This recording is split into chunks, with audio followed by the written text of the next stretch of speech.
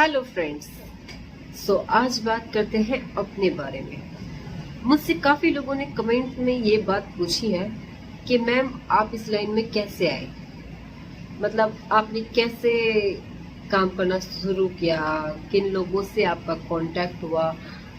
काफी लोग हैं जिनमें कि मैं भी थी एक उनमें से, कि जब मैं इस लाइन में नहीं थी, जब मैं हरियाणा इंडस्ट्री में नहीं गई थी, तो तब मैं भी ये चीज सोचती थी कि यार कैसे किससे कांटेक्ट करें, कैसे किससे बात करें और कैसे हम यहाँ जा सकते हैं। जैसे हम और लोगों की वीडियोस देखते थे, हमारा भी दिल होता है कि हम भी गाने में जाएं या एक्टिंग करें या कुछ ऐसा करें जिससे हमें अपने आप पे प्राउड फील हो। सो गाइस, मैंने अभी इस एक साल में काफी काम किया है 1 ईयर के हिसाब से। Good job! जिसमें कि मैं बहुत खुश हूँ। मुझे आप लोगों ने इतना सपोर्ट किया, मेरी वीडियोस को इतना प्यार दिया, उसके लिए आपका तहे दिल से धन्यवाद। तो मैं आपको अपनी बात बताना चाहती हूँ जो मेरे साथ हुई थी, और जिनके कमेंट हैं मैं उनको भी जवाब देना चाहती हूँ। तो देखो, हालांकि हुआ ये था शुरुआत में कि मैं नहीं जानती थी किसी को। सच बताऊं तो मैं किसी को नहीं जानती थी कि इस लाइन में मैं किससे बात करूं, कैसे जाऊं, कैसे ना जाऊं, मुझे नहीं पता था। बट जो कहते हैं ना, इंसान को ना उम्मीद और कोशिश हमेशा करनी चाहिए। देखो, जिस चीज में तुम्हारी लगन रहेगी ना, वो आप बहुत जल्दी या फिर मतलब तुम उसको पूरा कर लोगे। तुम्हारी सिर्फ एक लगन होनी चाहिए कि मुझे ये काम करना है तो करना है। उम्मीद इंसान को कभी नहीं छोड़नी चाहिए। आपको एक किस्सा सुनाती हूँ अपनी लाइफ का। ये लाइफ मेरी जिंदगी में बहुत टाइम पहले थी। जिस लाइन में मैं अभी हूँ, ये लाइन मेरी जिंदगी में बहुत टाइम पहले आ चुकी थी। तकरीबन 2010 के आसपास ये लाइन Oh my थी मेरे God! मेरे पास ऑप्शन भी था, मुझे ऑफर भी किया था कि मैम आप गानों में काम करोगे। उस टाइम तो अंजलि, अनामिका मैम, ये मैम जो है ये ज्यादातर हरियाणवी गाने में आपको दिखती थी। और क्योंकि हम भी उस टाइम ज्यादातर इन्हीं मैम को देखते थे गाने वगैरह में, तो हुआ क्या था कि मेरी एक फ्रेंड थी, वो भी हरियाणवी सॉन्ग बनाती थी। अब मुझे नहीं पता वो कहाँ है, कैसी है, मुझे नहीं पता, काफी टाइम हो गया इस बात को। तो मैं उसकी शूटिंग देखने गई थी। हमारे नजरगढ़ में ही पहले ज्यादातर शूटिंग होती थी, तो नजरगढ़ में ही फार्म में एक शूटिंग थी, मैं वो देखने गई थी। तो उनको मैं पसंद आई कि मैम आप गाने कर लो, आपकी हाइट अच्छी है, आपका फिगर वगैरह, आपका फेस लुक मतलब काफी अच्छे हो आप पर्सनैलिटी वाइज। तो बट उस टाइम मेरी फैमिली अलाउड नहीं करती थी और मैं डरती भी थी थोड़ा सा। पर सच बताऊं तो मेरे मन में डांस एक्टिंग को लेके बचपन से ही था, बचपन से ही शौकीन थी मैं इन चीजों की।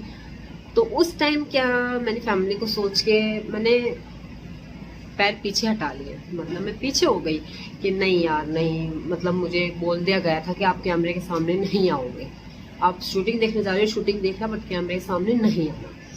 तो इस वजह से मैं कैमरे के सामने नहीं आई।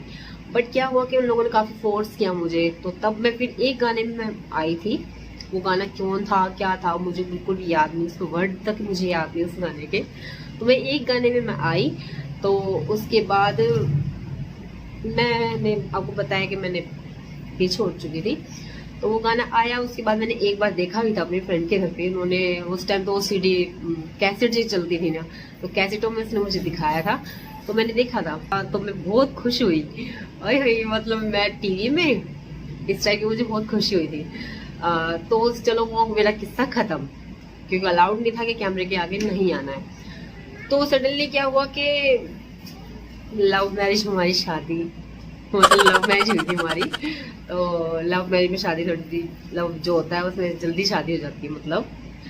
तो बॉयफ्रेंड ने शादी का ऑफर रख दिया, मुझे शादी करनी है आपसे, ये और वो। और भाई मेरा भी उनकी तरफ काफी गहरा प्यार समझ लो। तो मैंने उसको अपने, जो मेरे अंदर की जो बात थी ना, मैंने उसको साइड रखे, मैंने अपने हस्बैंड का हाथ पकड़ लिया कि चलो ठीक है, सेटल हो जाते हैं। तो मेरी शादी तकरीबन मैं 18 साल की थी, तब मेरी शादी हो चुकी थी।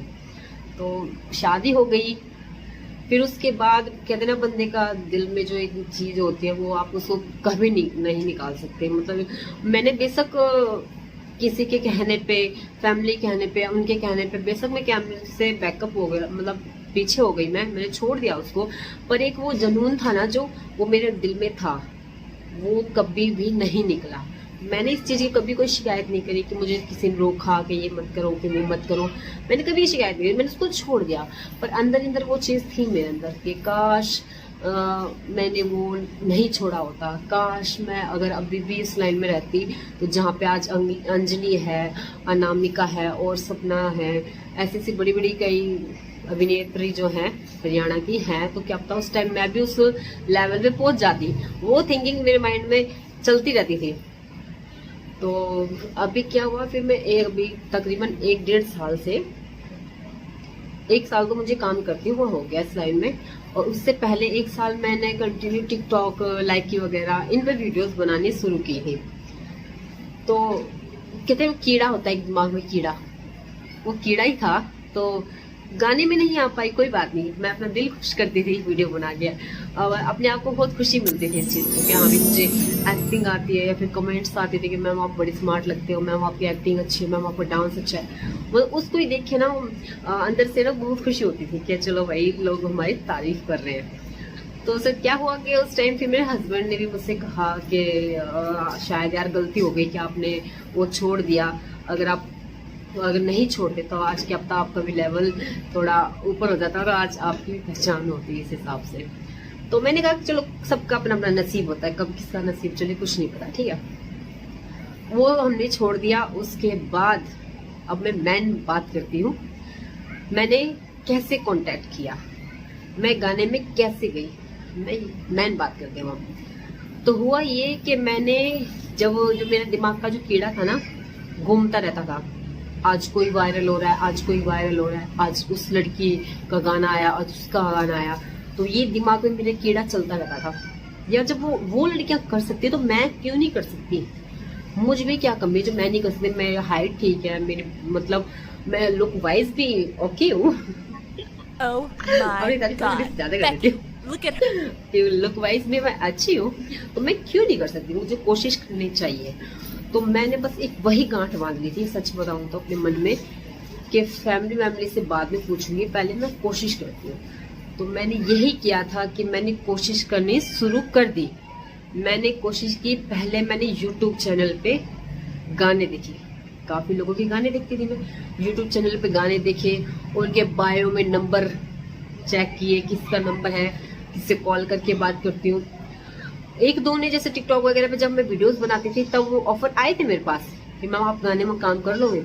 उस टाइम मैंने ध्यान नहीं दिया कि चलो करते हैं बात इस बारे में, जब तक टिकटॉक ही बंद हो गया, भाग गया टिकटॉक ही बंद हो गया और फिर वो गाने भी चले गए। फिर मैंने खुद ने कोशिश ऐसी की कि मैंने सबके बायो में जो नंबर होते हैं अपना डिटेल डाल देते हैं, मैंने कई नंबर सर्च किए, मतलब कई नंबर ढूंढे जिसमें कि काफी कलाकारों के थे, काफी लोगों ने रिस्पॉन्स नहीं दिया। जो मैंने मतलब जो शुरू में फेस किया ना, मुझे बहुत दुख होता था इस चीज का कि लोगों ने रिस्पॉन्स नहीं देते थे। कॉल करती हूँ, हेलो सर मैं राधिका बोल रही हूँ और सर मुझे गानों में काम करना है।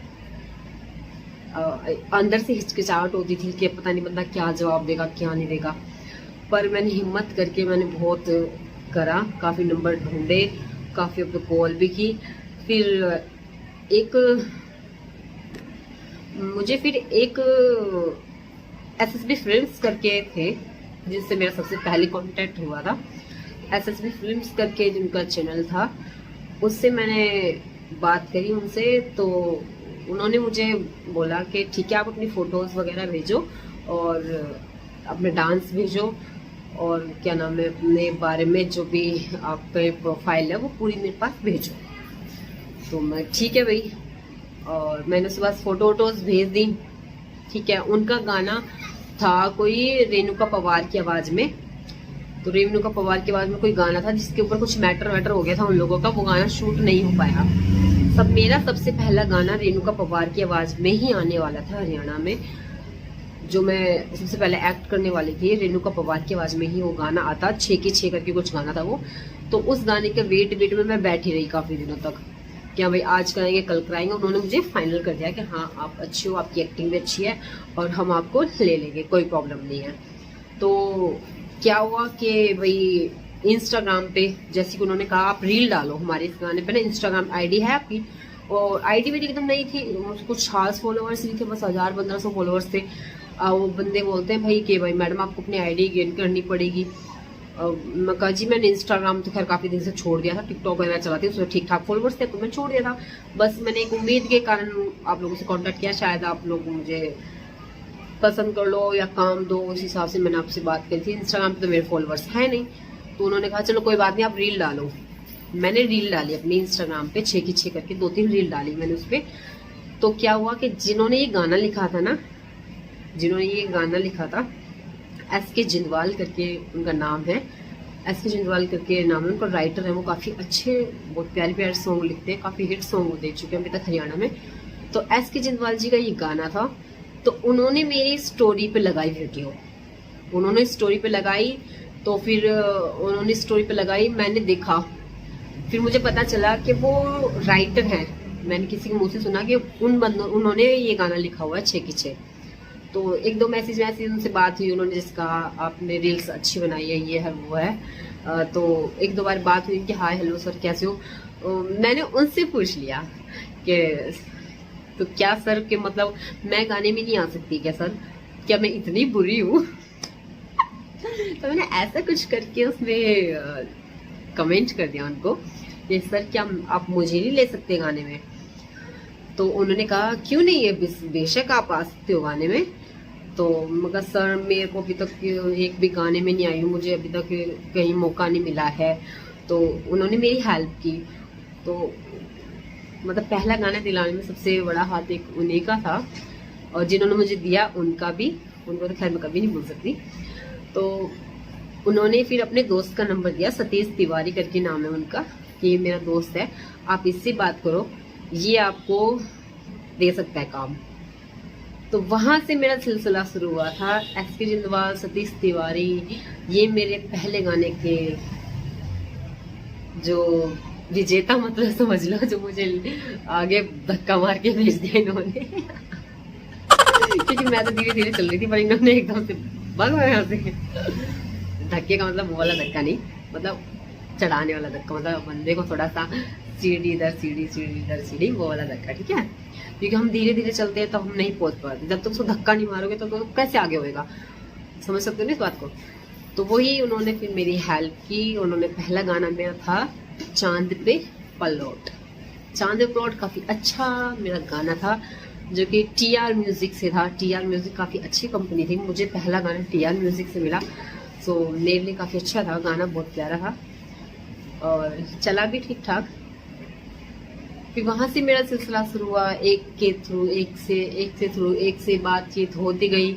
मैंने भी बहुत कोशिश किया, ऐसा नहीं है कि मतलब कि बैठे बैठे सब मिल जाता। देखिए बैठे बैठे कुछ भी नहीं मिलता। मैं सिर्फ इतना आप लोगों को समझाना चाहती हूँ कि आपके अंदर कोई टैलेंट है और आप उसकी कदर करो, उसको निखारो उसको। मतलब देखो, मतलब मैं जो हूँ, देखो मैं मैरिड हूँ, ठीक है, फैमिली, बीवी, हस्बैंड और भी रिलेटिव, मतलब पूरी फैमिली लगा लो एक तरीके से।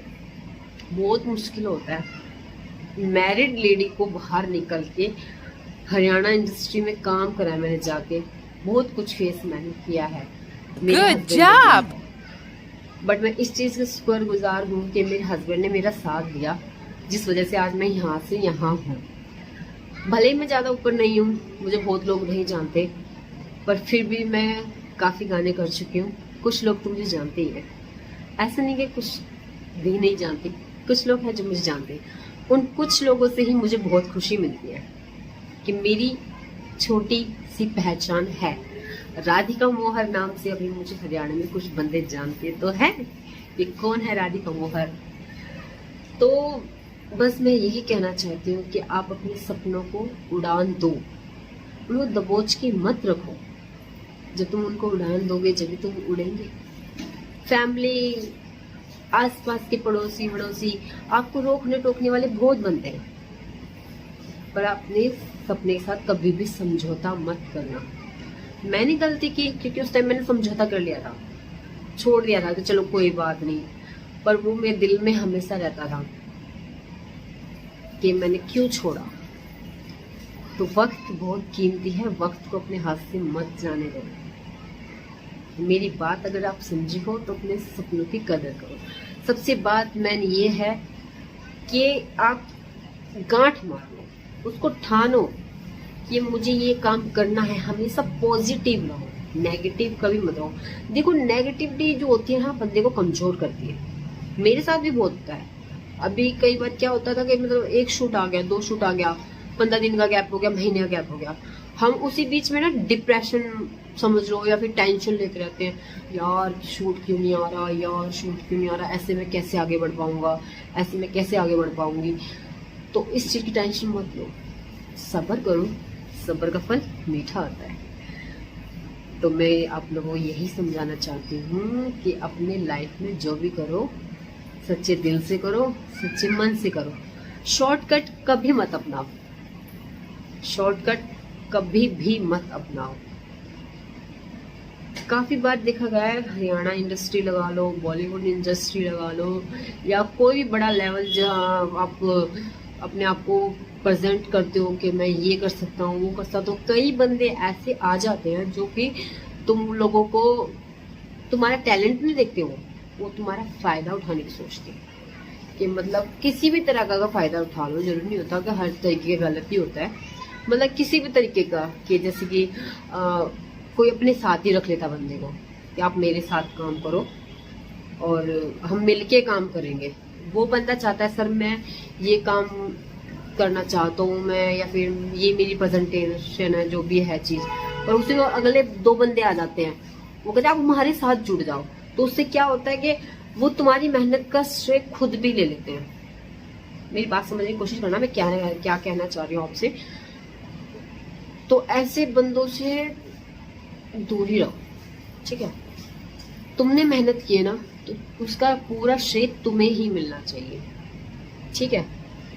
देखिए बिना किसी की मदद के कोई आगे नहीं बढ़ता, वो मैंने आपकी बात समझ ली, पर अच्छे बंदे हो तो उनको श्रेय दो। और जहां आपको लगता है कि ये बंदा गलत है या ये मेरा सिर्फ फायदा उठा रहा है, मेरी मेहनत का फल खुद भी खाना चाह रहा है, ठीक है, तो वो ऐसे बंदों से बहुत दूर रहो। सोच समझ के कदम उठाओ, जब भी उठाओ, जब भी आप कहीं भी कोई भी काम कर रहे हो, सोच समझ के अच्छे से समझो, अच्छे से उस बंदे को देखो क्या है क्या नहीं है, क्या उसका लेवल है, तब जाके कुछ करो। ऐसा नहीं कि किसी ने तुम्हें चढ़ाया, ये हो जाएगा, वो हो जाएगा, फलाना ढिमकाना हो जाएगा, और आप उसकी बातों में आ गए और आपने डिसीजन ले लिया। कभी भी किसी की बातों में आके डिसीजन मत लेना, क्योंकि देखो तुम मन साफ अच्छी नीयत से काम करोगे, आप जरूर कामयाब होगे। शॉर्टकट किसी की चुगली चाटी करना या किसी की कटाई करना कि इसको काट के मैं आगे बढ़ता हूँ, ये सब बकवास है, कुछ नहीं है। अपना करियर अपने हिसाब से आप चलाइए, जिसमें आप अपनी सच्चाई के ईमानदारी से चलाओ। कोई बात नहीं, टाइम लगता है, देखो मैं बता रही हूँ मेरे साथ भी टाइम है, मुझे भी पता है टाइम लगता है, हर चीज में टाइम लगता है, पर उसको आप सच्चाई से चलाओगे, आप जरूर आगे बढ़ोगे।